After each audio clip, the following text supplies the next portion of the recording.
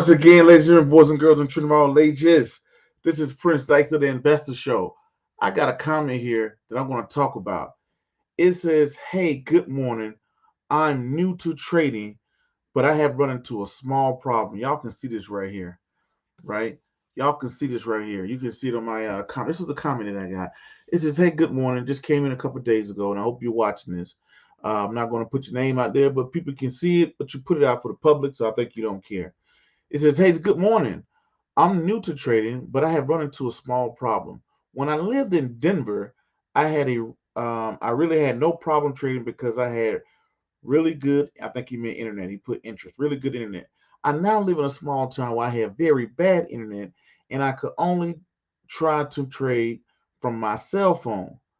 Okay, I need your help. Here we go. Okay, I need your help getting started with what I have. I started with $3,500. I'm down to $500.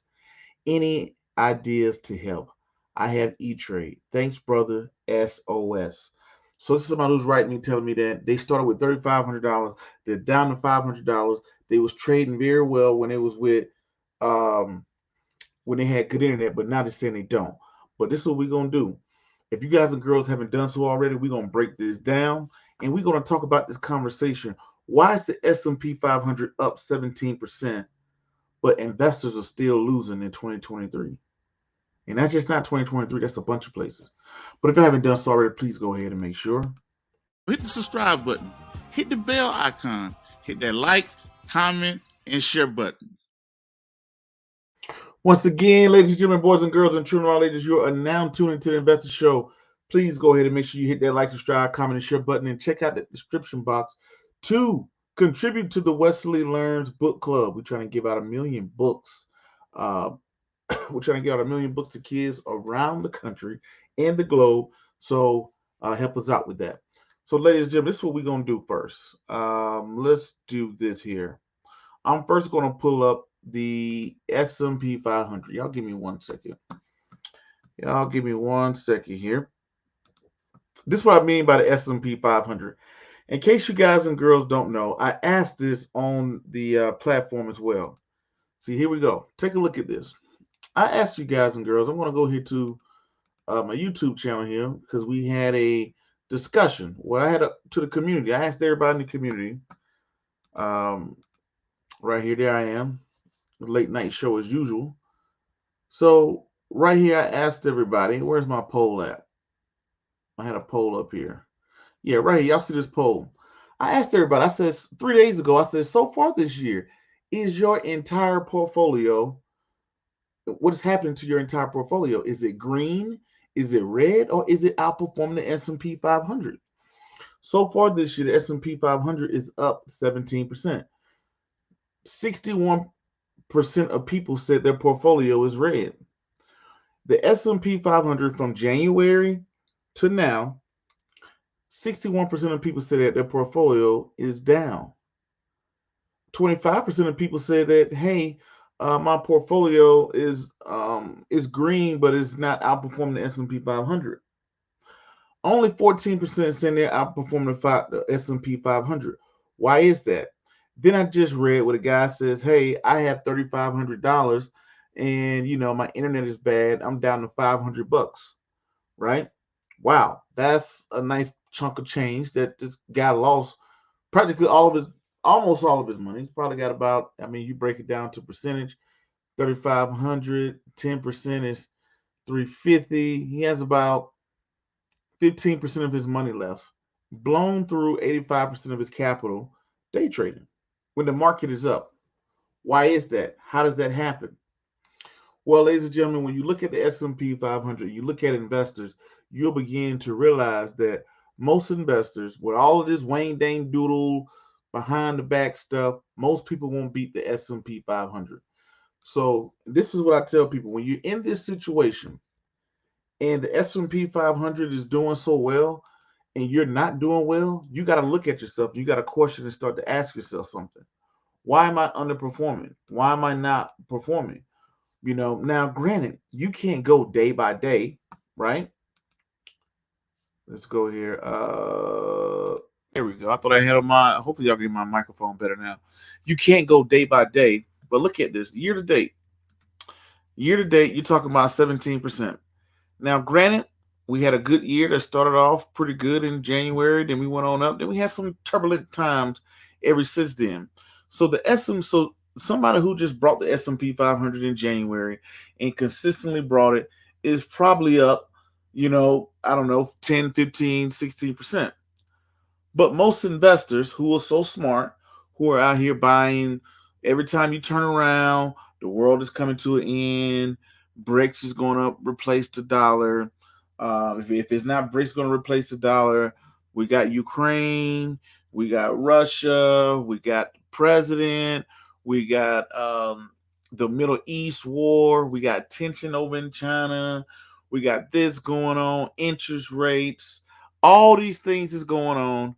And guess what? With all that craziness going on, someone who had just brought the simple index still beat you. Make it make sense. How does that make sense? Well, that makes sense because most investors don't realize that it's not the smart investors that win, it's the most consistent investors that win.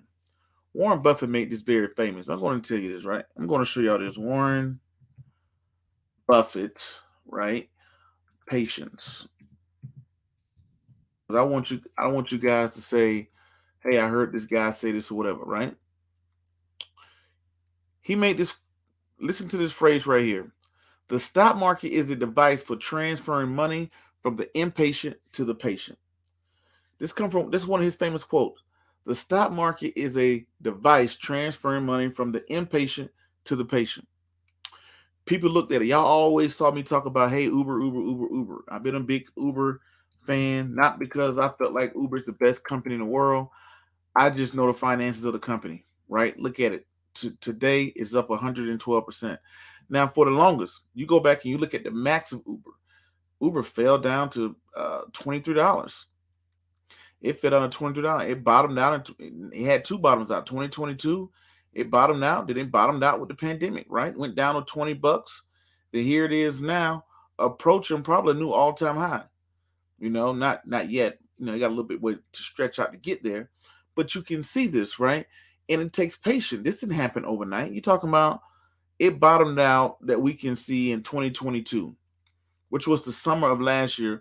Uber bottomed out, and from that time to now, it has doubled in value, 100% return. So far this year, starting from January, it was pretty flatline, but you know, and I always kind of knew this happened when it would become popular. So the thing is, and that's just a whole nother conversation. The thing is, all these people that get out here and you start to day trade, I don't think you really know what you're up against. When the guy said, I have $3,500, I'm down to $500, it's kind of expected. That's what most day traders do. That's what, think about it, ladies and gentlemen. You need more contributors than takers from a market. You need more people to contribute to a market than to take from the market. Because if you had more takers than contributors, the market wouldn't exist. It would disappear. If anybody can open up their laptop and day trade, and yes, you're going to make money one day, you're going to make money one week, you're going to make money one month, you're going to make money every 2 months or whatever. But if you're in there thinking, hey, I got $500, do you know the rate of return you are up against to go from $500 to $3,500? It's astronomical. I don't even have it off the top of my head.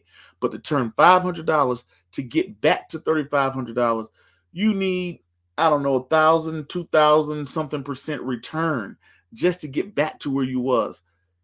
Right? You got to be flipping and flipping and flipping and flipping just to get back to where you was.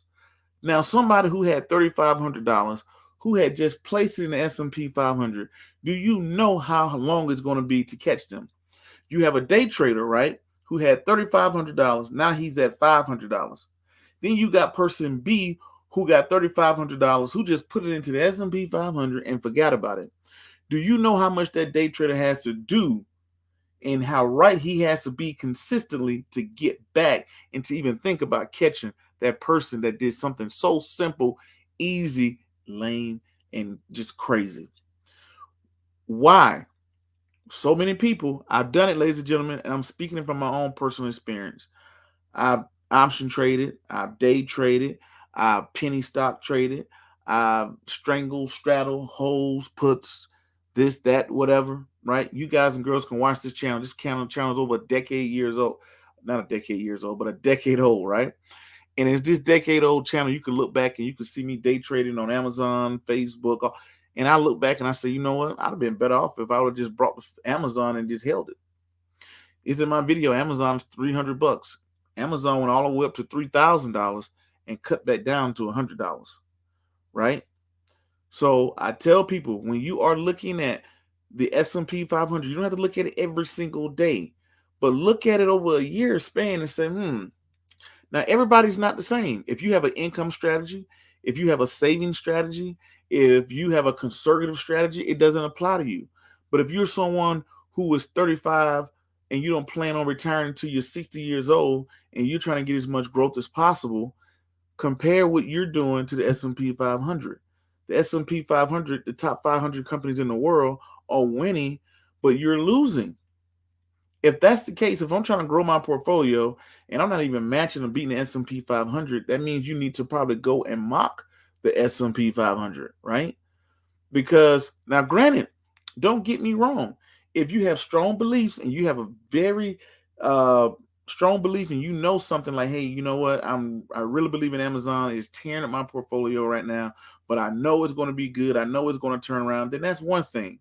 But if you're a young person, I'm telling you, young people, you're going to look back 5, 10, 15, 20 years later and say, man, I would have been better off had I just brought the market and just kept going. Over the last 20 years, from 2003 to 2023, the S&P 500 has quadrupled, right? You guys and girls can see it right here. I'm not even going to just go back to what we're going to go back to the max. This is not the max. Oh, that's why, because I'm looking at Uber. Oh my God. We're gonna go back. We're gonna look at the S&P 500. So you can't be like, oh, I heard this guy on YouTube or podcast say this. No, you're gonna go back to 2003. Today, the S&P 500 is $448. Right? That's what you can get the SPY for. You go back to 2003. How much did this thing cost? Go back where we at 2003. Here we go. Thing was $90. January of 2000, this thing was $90.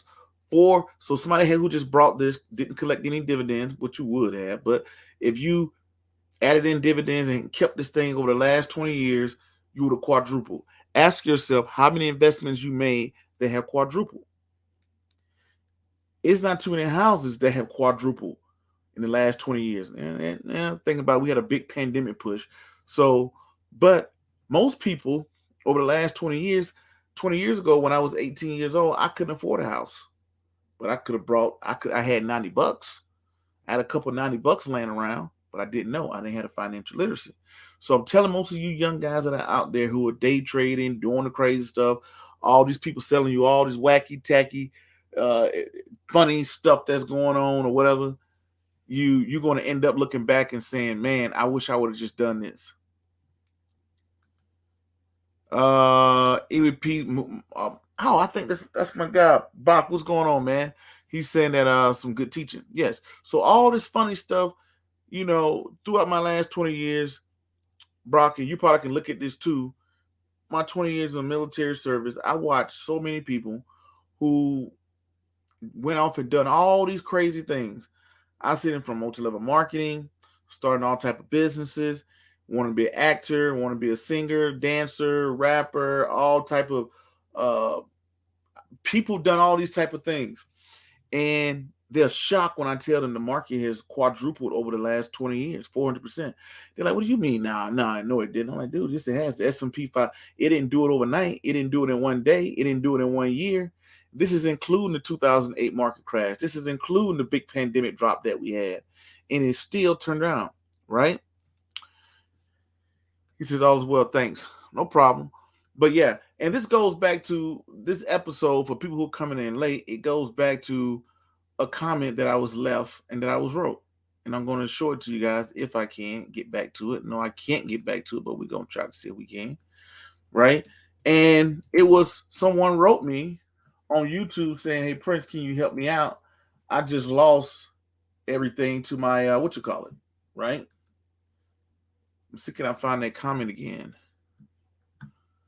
I'm probably not going to find it in here. I probably got to pull it up. Where are you at it here? So I just want everybody to see it. There's a guy saying he had $3,500 and he's down to his last $500. What should he do? He got an SOS. Here he is right here, right? Let's pull this up. This is an old video. This is a video that I think I made years ago, 3 years ago, right? And he comments on it, and I seen this because I'm just like, and I want you to hear this because this happens to so many people. You're going to regret this. You're going to regret this, you know. That's my guy, Max B, always in the building. Max B, what's going on, man? Let me see him put your comment up here. Max B said you need a portfolio that is for sure though. There you go. Rule number one of investing for sure though. So for prime example, that's kind of I always say, you got to get the for sure. I had a friend call me today. I'm giving y'all some real spiel where people say I got a hat on because I need a haircut and it's late and I'm up late at night studying. But my buddy called me. He said, Prince, man, I got about $1 million of a stock. And with this $1 million, I can pay off my house, right? I can pay off my house. My house is worth 1.5. Listen to this. I got $1 million worth of stock. I could sell these stock and pay off my house. My house is worth 1.5. What do you think I should do, Prince? Or should I keep this stock and just let this stock grow? And I said, hey, look at it, man. Look at it this way. This particular stock, let's do time value of money. Let's look 5 years in advance. How much is your mortgage? He said, man, my mortgage is $4,300 a month. I said, you know what? In 5 years, not having a mortgage, that's $250,000. In 5 years, not having a mortgage, that's worth $250,000. Number one. Number two, you say your house is worth $1.5 million a day, right? The rule of thumb for real estate compounds at 4% annually. If your house compounds at 4% annually, that means your house is probably going to be worth $1.8 million in 5 years. On top of that, if you don't have a mortgage, that's another $250,000. You add that together, that's $2 million that you're going to have for show though. That's for show. That's pretty easy. Because it don't matter what you do in life, you're going to need a place to stay, right? I said, you're going to have $2 million guaranteed. You're going to have an asset worth $2 million and you're going to have money put into your pocket because you're going to have positive cash flow because you don't have to put money into a house. I said, if you got this particular stock, the stock goes for about $200 a day. I said, in order for you to get that type of money in the next 5 years, the stock needs to hit $400. So the stock, it could go up to $400 and be worth $2 million. Cool. But what if it went down? Now you lost, right? So I said, hey, man, I would go with the for sure though. I would sell the stock. I would pay off my house, be mortgage free, right? That's my phone ringing. I get him a call back. 1 second, let me get him. Hey, I'm on live. Let me hit you back, all right? What you say? Oh, okay. All right, cool. All right. Yeah. So um that's why I look at it. I'm saying, hey, dude, I would just go ahead and sell the stock and take it. Because right now, you got all these people that's out here with all this Wayne Dane behind the back layup. Hey, let me show you how to flip it, bring it back. And you're going to take this money and do this and do that. And blah, blah, blah, blah. And you're seeing people just go for all type of things. S&P 500 is the benchmark of finance. If you look at 2020, you look at your portfolio and you have a growth long-term approach, you got to ask yourself, man, if I'm losing like this, you don't have to compare yourself every day. You know what? Maybe I just need to get closer and closer to the S&P 500. Ask yourself that, right? I got Brock says, he said, that's powerful. Appreciate you, man. Appreciate you. He said, could you touch on the S&P point-to-point cap and point-to-point participation? I've seen these choices as an interest for life insurance. Yes, he's talking about a whole policy, not a whole policy, a whole life term policy, right? So what happens is point to point means they're going to say you can get some of the up, none of the down. So for prime example, you could go in, you may have a cap of 20% on the S&P 500. That means if the S&P 500 goes up 30%, you only get 20%. But it also protects you on the downside, meaning that the S&P 500 goes down, you don't get none of the loss. You get some of the gains or all of the gains, but you get none of the loss, right? So point to point means from the time you start that policy until whatever that the other point is, it could be a year, it could be 2 years. From that point to that point, that's what they're going to measure, right? So let's say I got into something in November and it goes up, let's say the cap is 20%, it's going to measure that for the time of that policy. So if I'm in that policy for a year, let's say from November to November, it's going to go from the time I got in that policy until the time that policy expired, whatever that cap is during that time. So it's from this point to this point. It's not on an annualized basis, on a quarterly, monthly. It's from this point to that point. That's what you get, right? Minus fees. You're going to have most of them going to charge you about 1.7%, 1.5% fees. You can just take that off the top. That's just the price of doing business. And it's really insurance. It's the insurance that you're paying. Just like for prime example, I have insurance on my house. I pay every month. I pay a premium every month just in case my house burns down, right? It's the same thing you do in your portfolio. You're going to pay a fee just in case the house burns down.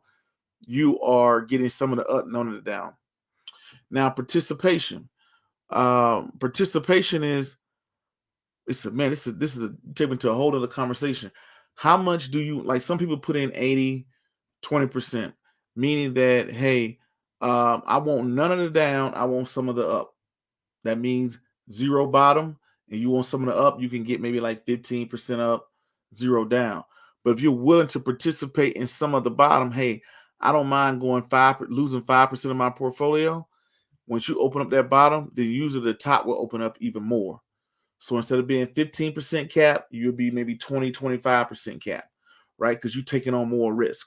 So that's very popular in IULs, index universal life policies, but you also have those instruments with financial advisors. If you have a financial advisor, I would advise you to reach out to a registered financial advisor because they usually have access to these products. You can get it through insurance through IUL, but if you don't want to use insurance, then you can get it uh, through your financial advisor as well. If you don't know what a financial advisor is, find a licensed registered one. You can go to brokercheck.com. You can go to, let's say right here. Let me show you how to find a financial advisor. I'm gonna type in broker check. It'll pop up on my computer because I go there all the time. So right here, you're looking for a financial advisor. This is from FINRA. This is a broker check. You're looking for a firm. You can put in your zip code. Let's say your zip code is 30830. That's my hometown, right? So I put that in. Hold on, did I put that in right? Okay. Let's put in city, state, or zip. Yeah, I put in the zip code 80018. Right? Hold on. Why they ain't acting up on me? I'm gonna search. Okay, let's do let's type in Denver. Denver, Colorado. All right. Cool. Maybe we want to play with the city. Okay. So I type in Denver, Colorado, or you should be able to type in a zip code too. Let me see. 80018. See if we want to play with the zip code. Well, kind of, sort of. So you put in the zip code, and all these people are registered uh, financial advisors, right? You got all these people, all these small companies you probably never heard of. These are independent companies that you can look to become friends with. So let's say you could go here. Right here, they got some place. They got the address. You're registered. I'm on here myself because I'm a registered investment advisor. You could go to more detail. It has their main office. It has their numbers. It has all the information on here. You can call them. They have the people's number with their license number, right? And you could go here. You'll see me on here too. Let's go to individual. You want to look up Prince Dykes? Ain't hard to find. That's how Coach Prime said, right, baby? Uh, Prince Dykes, right? Boom. Prince Wesley Dykes. You want to go to? Let's say you stay on broker check. Okay, let's go to more details. Uh, Now it took you to a whole nother site. I gotta show y'all. But anyway, you can go here. I don't know. It make you go to the whole. I don't feel like going to the other site, but you know what? Yeah, I could. I don't feel like going through all of that. But yeah, here it is. You want to see who Prince Dykes is? Here I am. Here's my license number. That's my company name. That's my company CRD. Where am I located? My address, my phone number, all the other stuff. Some lady named Myra Sykes. You can find people like this World Equity Group. These are licensed financial advisors in your area. You live in Atlanta. You Somebody call you and they said, "Hey, my name is such and such, and I want to sell you something, and I want to show you something." Put their name in here. This is registered by the SEC. They got to be registered. This means that they're going to be audited. They got administrators, people who are going to be looking out over. They're going to be looking at you and everything, right? So it just means that you have to adhere to the law. I have auditing paperwork. You got to have insurances, all the other stuff, right? Price for doing business. So Skylar, what's going on, Brock? He said Sky Legacy Financial Services. He said excellent breakdown. You made it simple. Yeah. So yeah, and that might be another video. But yeah, look at this. When you look at all this stuff that go around the world, look at what the S&P 500. That is your benchmark.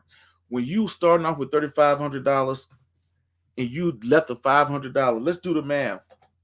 If you have $3,500, let's do the math, right? See how good I am at math. We're looking at, we want to know the percentage. Let's say 30, that's 3,500 times 100 divided by 500, 700%, right? So this person is going to need to make 700% return on investment just to get back to where he was. He had a $35,000 account. He needs to make 700% just to break even. How many people you know that can get 700%? That's why I say the rule of the game is to watch how much you're losing. Now, if he was a lame guy, boring guy, tune into the investor show like Prince Dykes. I don't try to be cool. I don't try to be like nobody else. I just be myself. And you guys come into my world. I bring people into my world, and I truly appreciate that. So you put that out, right? I want to bring you guys into Prince Dykes' world. You know what I mean? What would you so if that guy had went up and just put his money into the S&P 500, how much money would he have, right? I'm going to at least say 350, somewhere around $600-700 that person would make. He'll be up to 4,000 or something. Just a small little slither, doing nothing fancy. You can see how that grows over and over time. But yeah, thank y'all for tuning in. I just want to put that in. I want to read that comment about the guy was saying, "Man, I only had $3,500. I had $3,500. I'm down to $500. Prince, can you help me?" Right? How's this happening when the market is up so far this year? Because all this flippy flop, man, my internet ain't doing too good, and I'm trading off my phone and da da da. I'm not saying it's impossible, but you know what you're up against. I'm not saying you cannot win the lottery. I'm not saying you cannot go to the casino and win.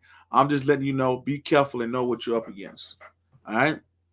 Well, y'all, that's gonna be my time. My name Prince Dykes. I'll be back. I'll give y'all some more stuff. So y'all stay simple and easy. Stay simple. Stay smart. Best investing. We're gonna come back. We're gonna do some breakdowns, but I gotta get out of here. I got some studying to do.